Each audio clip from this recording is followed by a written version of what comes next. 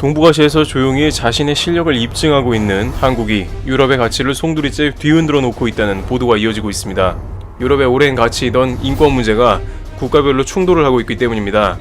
한국 때문에 유럽의 국가들이 서로 국가가 해야 하는 의무를 두고 비방하는 전대미문의 사건이 일어난 것입니다. 현재 가장 문제가 되는 것은 동선 추적을 해야 하는 사생활 침해 이슈입니다. 이런 논란은 예전에는 전혀 유럽에서는 고민할 가치도 없는 문제였으나 국민의 안전이 그보다 더 상위에 있는 가치로 제기되면서 국가마다 엄청난 내부적 갈등이 발생한 것입니다. 한국을 따라갈 것이냐, 고유 가치를 지킬 것이냐 논란이 된 것이죠. 그런데 프랑스 매체는 유럽 전체가 한국을 보며 정신 차려야 한다, 느끼는 게 있어야 한다고 일침합니다. 프랑스 주간지 르푸앙은 2일자 특집 기사에서 한국의 대처를 집중 조명하면서 한국의 애플리케이션 등 추적 시스템이 큰 효과를 거두고 있다고 소개하고 서방 국가들도 사생활, 인권 침해라는 망상을 그만두고 이런 방식을 적극 수용해야 한다고 지적했습니다. 오랜 역사를 통해 인간 중심의 계몽주의와 인간을 수용하고 관용을 베풀자는 똘레랑스 등 온갖 인권 개념이 가장 발달해온 프랑스에서조차 이런 주장이 나올 정도이니 현재 상황에 한국의 대처가 얼마나 유럽 사회에 절실한지 비춰지고 있는 것입니다. 하지만 유럽 국가들이 우유부단한 사이에 유럽의 시민들은 그 사이를 못 참고 자유분방한 모습을 보입니다.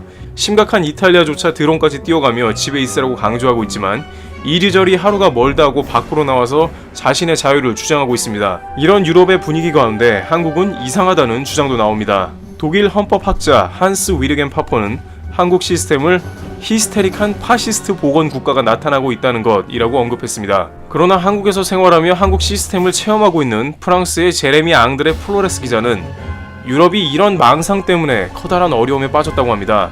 한국의 방식은 그 어떤 전체주의와도 전혀 관계가 없으며 인권, 사생활, 이동권을 침해하지 않는다고 말합니다. 실제 서방의 거의 모든 국가들이 초반에 한국처럼 안 했다가 뒤늦게 극단적인 대책을 쏟아내면서 한국의 모든 방식을 적용하는데 국가의 총력을 기울이고 있다고 전해집니다. 왜냐하면 이제는 더 이상 국민 사생활 침해를 운운하는 세력들이 거의 자취를 감췄기 때문입니다. 현재 상황에서 가장 중요한 것은 국민 전체의 안전이기 때문에 누구라도 한국의 방식을 그대로 가져다 쓰는데 토를 달지 않습니다. 실제 스페인 정부는 상황을 지켜보다가 이제 전국의 이동 제한령 감시를 위해 프로그램을 가동합니다. 스페인 당국은 감시 프로그램을 통해 한국과 같이 물샐 틈 없는 방어체제를 갖추겠다는 것입니다. 이탈리아도 부랴부랴 한국과 같은 방식의 애플리케이션 개발을 착수하며 개인 위치 정보를 활용할 방침입니다. 일각에서는 여기에다 유럽 경제의 발등에 불이 떨어진 것도 한국 시스템을 빠르게 적용하기 시작한 원인이라 지적합니다. 당장 이탈리아는 유럽 내에서도 재정 적자로 허덕여 유럽연합의 경고를 받는 상황으로 안 그래도 안 좋은데 직격탄을 맞은 상황이고 유럽 전역에 실업자가 급속하게 늘어나 유럽연합 전체가 국가적 위기를 맞고 있습니다. 유럽 기업들은 일자리를 줄이는 대신 근무 시간을 줄이고 대신 정부가 급여의 차액을 지급하는 독일식 방안을 도입하는 것을 적극 검토하고 있으며 한편으로 상황 대응에는 한국식 모델이 적용되는 것입니다. 이와 같이 인권 및 민주주의가 가장 발달했다는 서구권조차 한국 때문에 전대미문한 가치 혼란이 발생했으며 많은 국가에서는 더 이상 위기가 확대되지 않도록 한국 시스템을 도입, 적용하고 있는 상황입니다. 한국은 국내의 상황을 최대한 대처하면서 일부 어려운 국가들에 대한 지원을 점차 확대할 것으로 보입니다. 전 세계 곳곳에서 그 어느 때보다도 대한민국에 요청하는 도움의 손길이 많아지고 있는 상황을 맞고 있습니다. 트러블튜브 여기서 마치겠습니다. 감사합니다.